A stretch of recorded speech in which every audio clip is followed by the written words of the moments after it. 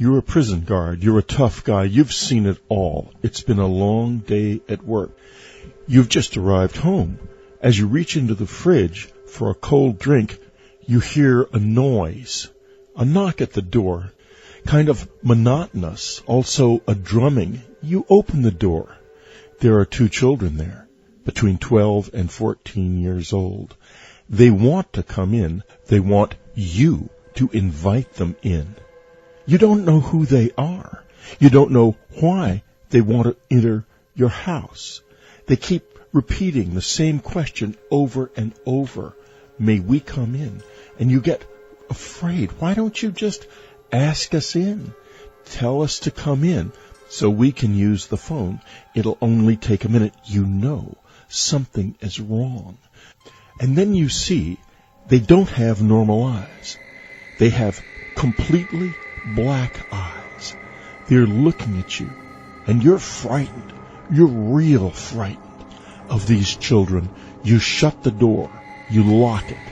You spend the night walking the halls of your house, worrying.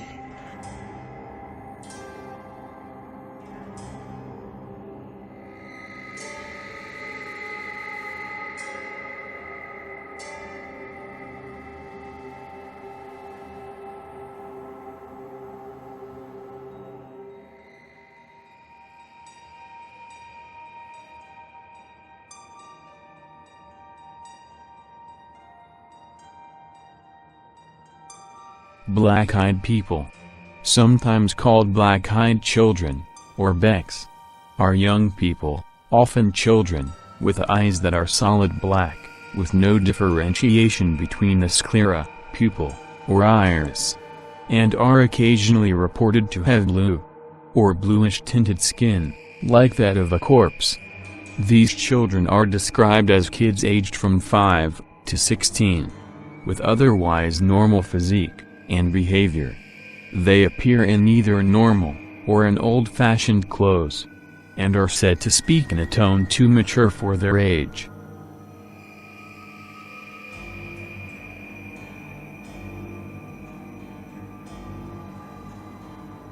Often these children can be seen playing games and singing old nursery songs. They are usually seen near abandoned or deserted areas. Sometimes, the reports talk of them appearing at one's doorstep, usually alone, or in a pair. They appear to be unusually confident, yet shy children who avoid your gaze, and look down, hiding their eyes, but speaking with an eloquency far beyond their apparent age.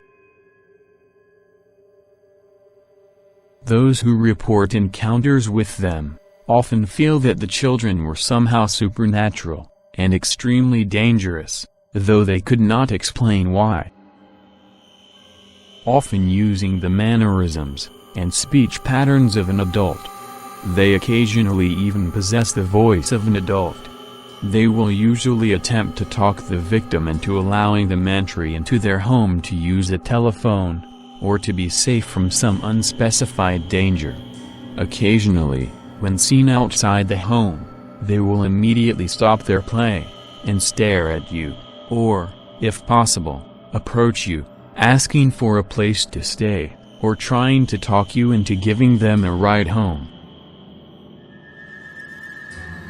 Often, people begin to agree to their requests against their better judgment, even though the request will seem vaguely unsettling, without realizing why it is. Should you discover that their eyes are completely black, the children become very angry, and insistent on you complying with their demands. Some people who have encountered the children feel that the children may have been using some form of low-level mind control to get them to comply. And giving people a flavor of what it was like for him when he realized that these two children at his door were not normal. But tell us a little bit about the Paul case, if you will, because you've talked to him personally. How did you first get in touch with him, or did he get in touch with you? Well, I knew Paul for some time, just as an acquaintance. And Paul was one of those people that I'm sure a lot of those involved in investigating paranormal have run into before. He professed that he was a complete skeptic, but at the same time, he couldn't seem to leave the topic of the paranormal alone. He was always making cracks or jokes, and I sort of had this feeling that this is a man who can't leave this alone because he has a story himself. And finally, one day I was having lunch, and I ran into Paul, and he asked if he could join me. And he sat down, and he started to open up. Now, this is a man who was a prison guard. He'd had a very, what I would say, an intense life. I mean, he'd seen prison brawls and people shanked, and there was nothing about this man that was weak in any way that we would commonly believe. Well over 6 feet tall, bodybuilder, martial artist, broke down almost in tears when he related his story to me of encountering 2 children that showed up at his doorstep and instilled terror in him. And he was still having trouble when I met him and had extensive conversations with him, coming to grips with what had happened and why he had reacted in this way to 2 seeming children at his doorstep. He was in his kitchen, and he'd just come home, and he heard this continuous knock, knock, knock, knock, knock, knock, knock at the door. Is that right? That's correct. And that's typical of the way they announce themselves. Yes, it is. They never seem to use doorbells for some reason. And as probably anyone would react, he stood there for a moment wondering exactly what the sound was. And when he realized someone was knocking, he wondered why they hadn't used the doorbell. He went to the door and opened it, and there were 2 young boys standing on his doorstep.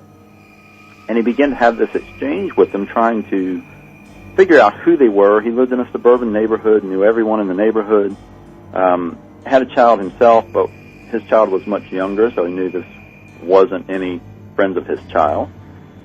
And he began to grow very uneasy talking to these boys. They were insisting that he invite them into the house.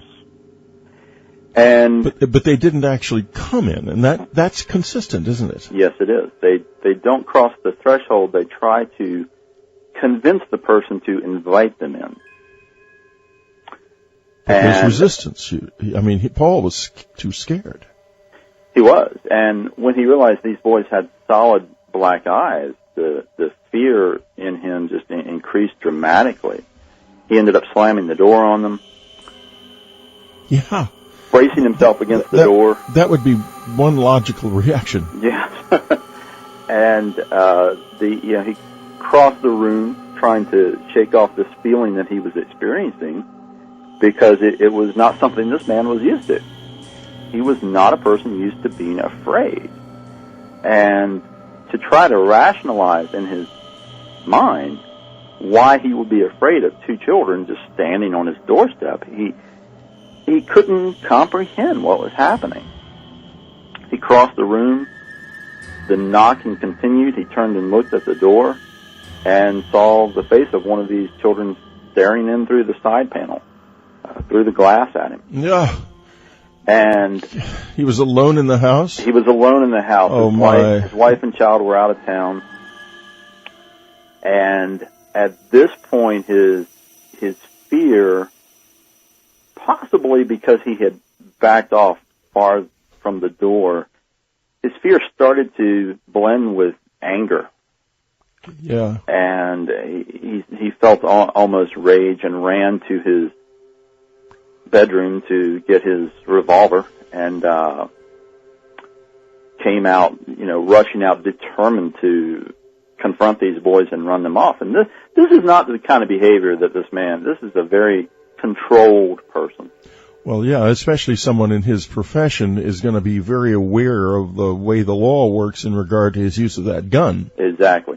But he was determined to take that pistol and run these boys off of his property, and hopefully, he hoped to frighten them the way they had frightened him. But of course, in the few moments it took him to rush to the bedroom, grab his gun, come back out, when the door opened, these boys had vanished.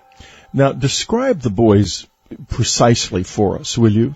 What they were wearing, how they stood, all of that. These boys, the average age in these encounters ranges from about 8 years old to around 13.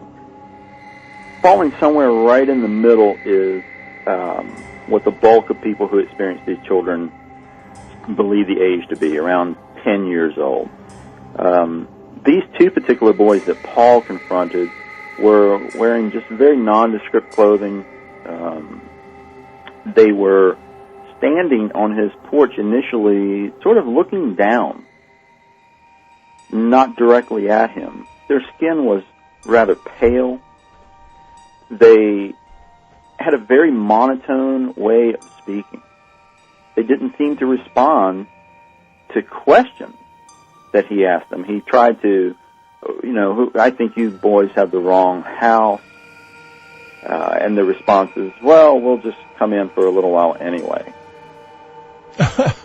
Most people that encounter these children say that they believe the kids are trying to hypnotize them or exert some type of mind control, but because the speech is always very monotone, and there are constant phrases, almost as if they've memorized phrases that they keep repeating over and over and over again.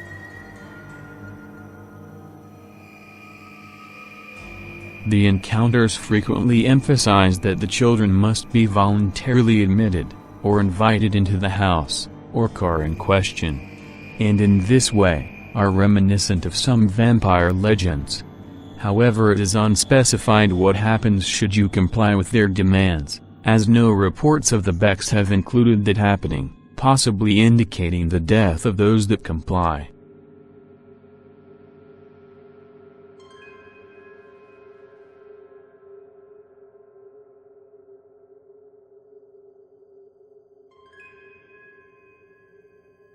I can't find a single story of somebody who let these kids in and then was able to tell about it. So I have to ask you this.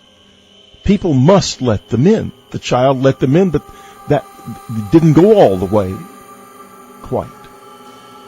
Sometimes people must let them in. What do you think happens to those people? I think that they meet with great misfortune. I really do. After speaking extensively with this family that did have a brief encounter with one being invited in, I almost shudder to think what would happen if someone invited one into their house.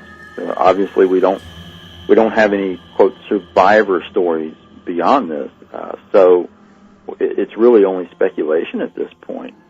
But it's something that is very disturbing to think about, quite honestly.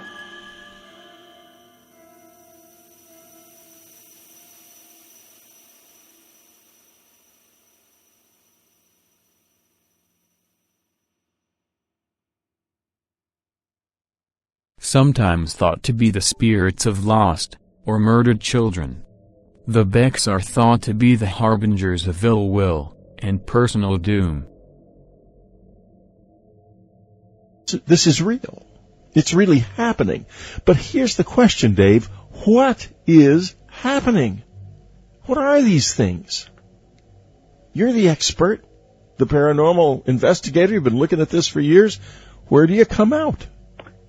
Where I come out, and I thoroughly examine, as you saw in the book, all the various possibilities that would explain what these beings are. I really made an effort to do a cross-comparison, because the strange thing about this phenomena is that they actually share traits with a lot of different paranormal manifestations. There are correlations between demons or vampires, ghosts, alien hybrids, a vast array of different things. But my ultimate conclusion on a personal level, I believe that these beings are some type of, for lack of a better word, interdimensional being that are crossing over into our level of existence for some sinister purpose. A purpose we don't know. Exactly. Because the people who do invite them in are either gone or have no memory whatsoever of whatever happened to them. Exactly. And there could be anything. These people could be possessed. We just have no idea what happens behind that closed door.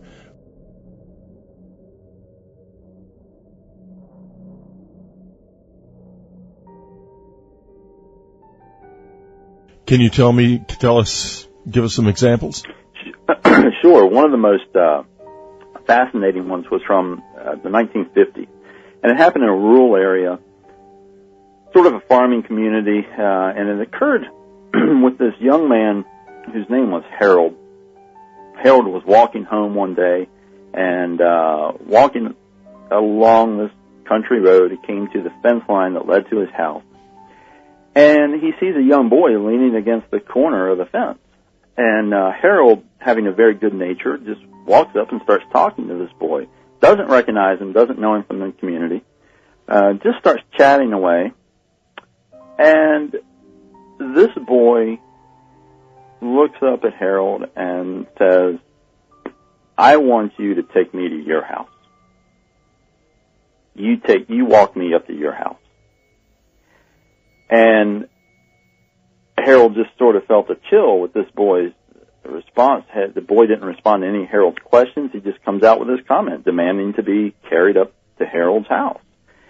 And Harold is standing there thinking this is not right. His hair is going up on the back of his neck. He's thinking, doesn't voice it, he's thinking about running up the driveway that leads to his house. And this boy's response is automatic. He says, "Now don't you run away from me," almost as if he's read Harold's mind. Now we could put that down to body language, but it's a very strange coincidence, if so. And when this happens, Harold has realized, looking at this boy, that this boy has solid black eyes. Harold's terrified. He starts running up the drive, heading for his house to get away from this boy. Partway up the drive, he hears what he described as the screech of a bobcat coming from this boy. And that sound is enough to help Harold break his personal record for reaching his front door. Fascinating about this story, Whitley, is that Harold, of course, he makes it to his house, and he relates the story to his parents. And fortunately, Harold was a young man with a very good reputation. He wasn't known to lie or to fabricate stories. But his parents, his mother, automatically assumed, being the more simple country folk that they were, well, Harold has had an encounter with the devil. And, she promptly took him to local clergy to get him blessed and to make sure his soul was safe. But what's interesting is that as the story is passed down, the black eyes were not the focus of the story. So, of course, in the 1950s, there was no term black-eyed children or BEKs or anything that denoted these particular beings. They just assumed Harold has met some kind of demonic entity, and the story as a whole was passed down that way, but the other aspects just has focused on, the scream, the eerie scream, and the idea that this young boy read Harold's mind. Those were all equally as important. And going back in history, this is what you find. There are cases of black-eyed beings. It's just that the eyes were not the sole focus of the encounter. This article recounts the story of Brian Bethel, a reputed veteran journalist and columnist at Reporter News, which took place in 1996, and is known as the earliest documented black-eyed children encounter on record. The following is from Brian Bethel testimony about his encounter with the black-eyed children. It was about 9:30 p.m. when I left from my relatively isolated apartments. It's about 10-15 minutes or so to downtown. Abilene has a population of about 110,000. Right next to Camelot Communications' old location is a $1.50 movie theater. At the time, the place was featuring that masterwork of modern film, Mortal Kombat. I drove by the theater on the way into the center proper, and pulled into an empty parking space. Using the glow of the marquee to write out my check, I was startled to hear a knock on the driver's side window of my car. I looked over, and saw two children staring at me from the street. I need to describe them, with the one feature, you can guess what it was, that I didn't realize until about halfway through the conversation cleverly omitted. Both appeared to be in that semi-mystical stage of life children get into where you can't exactly tell their age. Both were boys, and my initial impression is that they were somewhere between 10 or 14. Boy number 1 was the spokesman. Boy number 2 didn't speak during the entire conversation, at least not in words. Boy number 1 was slightly taller than his companion, wearing a pullover, hooded shirt with a sort of gray checked pattern and jeans. I couldn't see his shoes. His skin was olive-colored and had curly, medium-length brown hair. He exuded an air of quiet confidence. Boy number 2 had pale skin with a trace of freckles. His primary characteristic seemed to be looking around nervously. He was dressed in a similar manner to his companion, but his pullover was a light green color. His hair was a sort of pale orange. They didn't appear to be related, at least directly. Oh, great, I thought. They're gonna hit me up for money. And then the air changed. I've explained this before, but for the benefit of any new lurkers out there, right before I experience something strange, there's a change in perception that comes about which I describe in the above manner. It's basically enough time to know it's too late. So, there I was, filling out a check in my car, which was still running, and in a sudden panic over the appearance of two little boys. I was confused, but an overwhelming sense of fear and unearthliness rushed in nonetheless. The spokesman smiled, and the sight for some inexplicable reason chilled my blood. I could feel the fight or flight responses kicking in. Something, I knew instinctually, was not right, but I didn't know what it could possibly be. I rolled down the window very, very slightly and asked yes. The spokesman smiled again, broader this time. His teeth were very, very white. "Hey, mister, what's up? We have a problem," he said. His voice was that of a young man, but his diction, quiet command, something I still couldn't put my finger on, made my desire to flee even greater. "You see, my friend and I want to see the films, but we forgot our money," he continued. "We need to go to our house to get it. Want to help us out?" His command of language was incredible and he showed no signs of fear. He spoke as if my help was a foregone conclusion. When he grinned, it was as if he was trying to say, "I know something. And you're not gonna like it. But the only way you're going to find out what it is will be to do what I say." Well, was the best reply I could offer. Now here's where it starts to get strange. The quiet companion looked at the spokesman with a mixture of confusion and guilt on his face. He seemed in some ways shocked, not with his friend's brusque manner but that I didn't just immediately open the door. He eyed me nervously. The spokesman seemed a bit perturbed, too. I still was registering something wrong with the both of them. "Come on, mister," the spokesman said again, smooth as silk. Car salesmen could learn something from this kid. "Now, we just want to go to our house. And we're just two little boys." That really scared me. Something in the tone and diction again set off alarm bells. My mind was frantically trying to process what it was perceiving about the two figures that was wrong. Was all I could manage. I felt myself digging my fingernails into the steering wheel. "What movie were you going to see?" I asked finally. "Mortal Kombat, of course," the spokesman said. The Silent One nodded in affirmation, standing a few paces behind. "Oh," I said.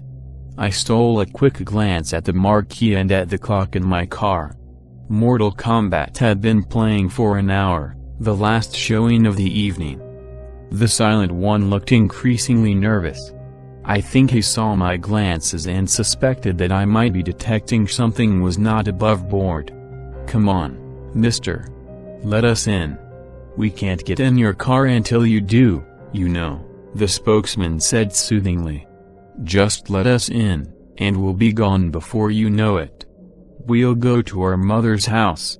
We locked eyes. To my horror, I realized my hand had strayed toward the door lock, which was engaged, and was in the process of opening it. I pulled it away, probably a bit too violently. But it did force me to look away from the children. I turned back. I offered weakly, and then my mind snapped into sharp focus. For the first time, I noticed their eyes. They were coal black. No pupil. No iris. Just two staring orbs reflecting the red and white light of the marquee. At that point, I know my expression betrayed me. The Silent One had a look of horror on his face and a combination that seemed to indicate, A, the impossible had just happened, and B, we've been found out. The spokesman, on the other hand, wore a mask of anger. His eyes glittered brightly in the half-light. "Mister," he said, "we won't hurt you. You have to let us in. We don't have a gun." That last statement scared the living hell out of me, because at that point by his tone he was plainly saying, "We don't need a gun." He noticed my hand shooting down toward the gear shift. The spokesman's final words contained an anger that was complete and whole, and yet contained in some respects a tone of panic. "We can't come in unless you tell us it's okay. Let us in." I ripped the car into reverse. Thank goodness no one was coming up behind me, and tore out of the parking lot. I noticed the boys in my peripheral vision, and I stole a quick glance back. They were gone. The sidewalk by the theater was deserted. I drove home in a heightened state of panic. Had anyone attempted to stop me, I would have run on through and faced the consequences later. I bolted into my house, scanning all around, including the sky. What did I see? Maybe nothing more than some kids looking for a ride. And some really funky contacts. Yeah, right. A friend suggested they were vampires, what with the old "let us in" bit and my compelled response to open the door. That and the "we'll go see our mother" thing. I'm still not sure what they were, but here's an epilogue I find chilling. I talk about Chad a lot. He's still my best friend, my best ghost hunting companion, and an all-around cool guy. He recently moved to Amarillo, but at the time this happened, he was still living in San Angelo of Rampage fame. I called him and talked to him briefly. He had two female friends with him at the time, both professing some type of psychic ability. I started telling him the story, leaving out the part about the black eyes for the kicker. One of the women, we were on a speakerphone, stopped me. "These children had black eyes, right?" she asked. "I mean, all black eyes?" Yes," I said. I was a bit taken aback. She said, "One night last week, I had a dream about children with black eyes. They were outside my house, wanting to be let in, but there was something wrong with them. It took me a while to realize it was the eyes. I hadn't even gotten as far as them wanting to come in." "What did you do?" I asked. "I kept the doors and windows locked," she said. "I knew if they came in, they would kill me." She paused. "And they would have killed you, too?" if you had let them into your car. So, from this extra long post, we have 2 unanswered questions. A. What did I see? B. What would have happened if I opened my car door?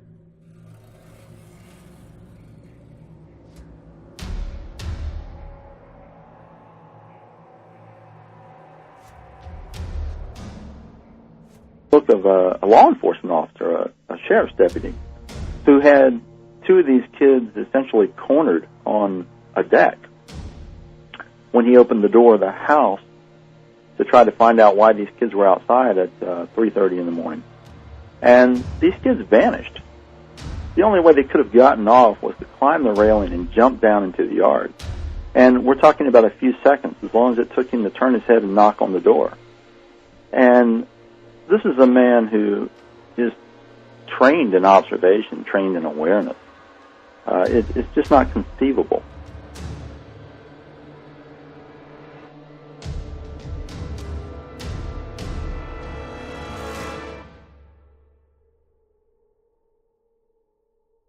They always ask to be let in. There must be people who say yes. Am I right? Most of the people who encounter these beings, because of the level of fear they experience, they don't invite them in. There are people who are tempted. There are people who experience various states of confusion, trying to convince themselves to just let these children in, that everything's okay. There is one case that is fairly stunning. It's covered extensively in the book, about a black-eyed child that was invited in. And he was invited in by another child. Oh, my. Tell us a little bit about this case, if you will. I will. The case was was pretty fascinating because it was one of the few cases I had seen with children encountering black-eyed children. And the brief synopsis of this case was a woman who was driving home. She had her young son in the back of her SUV. She stopped by a local convenience store, as she did on a regular basis, just to run in and grab some milk and bread. She left her child in the back seat, ran in the store, got what she needed, came back out, jumped in the driver's seat, looked in the rear view mirror, and saw a pair of black eyes staring back at her. She was instantly terrified. She realized that this boy was sitting right next to her son in the back seat. He was on the inside of the seat. So it was like sitting in the middle and her son was on the side. That's correct. He'd slid over. Yeah. Oh, no. So she immediately felt terror. She leapt out of the car, jerked the back door open, and yanked her son out of the SUV, ran back into the store. And, of course, at this point, the clerk is running from behind the counter asking what's happening. He's wondering why this woman is running in a state of panic. And the clerk ends up going outside because she's kind of stuttering and stammering that someone's in her car. He thinks this is possibly an attempted robbery or a carjacking. He runs outside. The SUV is standing there in the parking lot with the 2 doors open. Not a sign of anyone. So, as the story unfolds, this woman is too nervous and too shaken to even get back in the SUV. She ends up calling her husband, who's fairly close by. He comes over and tries to calm her down and says, look, I'll drive the SUV home. You take my vehicle. I'll meet you at the house. A couple of miles away, the husband is in an accident and totals the SUV. He is sent to the hospital. The woman has tried to speak with her son about what's happened. As this unfolds, he says to her, well, Mommy, this, she says, well, why, do you know this boy? Is he, who was the boy, and is it someone you know from school? Well, no, Mommy. Well, why did he get in our car? Well, I invited him in. He asked if he could get in, and I invited him. I thought he would come and play. He said he wanted to come to our house. So here we have the innocence of a child who doesn't have a concept of those boundaries, and from all evidence didn't feel any fear from this black-eyed child, simply thought it was another potential playmate, someone who would come and hang out at his house and play with his toys or whatever. But the story, it gets even darker because the young boy who had invited this child into the SUV became very ill. The doctors couldn't figure out what was wrong with the child because his symptoms seemed to continually cycle through different things. They thought he had the flu. They thought, I don't remember. They thought he had appendicitis. They thought he had the measles at one point. It's all these different things that are rotating through this child's body, and he was sick for quite a while. His mother is convinced that it was only through a lot of prayer and positive thought that the boy finally got well, and she's quite convinced that she encountered something evil that day in the car. The husband was fortunate. He did recover. He only had fairly minor injuries from the accident, but the whole family was very shaken by the experience.